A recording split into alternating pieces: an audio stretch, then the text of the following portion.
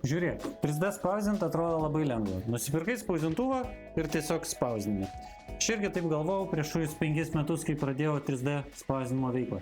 Tačiau kuo daugiau į mišką, tuo daugiau medžių. Lengva pradėti, kai žinai nuo ko. Tai sukūriau mokymų programą, kurioje išsiaiškinam viską nuo iki. Ne tik nuo ko pradėti, bet ir kaip spausdinti. Ir praeinam 3D spausdinimo procesą net 2 etapais. Vienas iš jų tai yra, kai ieškom 3D modelių internete ir juos gaminam. Antras iš jų yra, kai 3D modelius kūriam patys, tai reiškia, kūriam individualius brėžinius ir tuomet gaminam juos 3D spausdintuvu. Ir praeinam visą procesą iš visų įmanomų kampų ir pakalbam net ir apie Bamboo Studio programą, kaip paruošinėti modelius, kokius parametrus pasirinkti, net ir kaip nusipirkti. Žodžiu, visas procesas nuo iki. Po šitų mokymų drąsiai galėsi visiškai savarankiškai gaminti įvairiausias skirtingas detalės. Susimatom mokymuose ir iki kitų kartų. Tingus parametrus. Šitas visada prajuokina.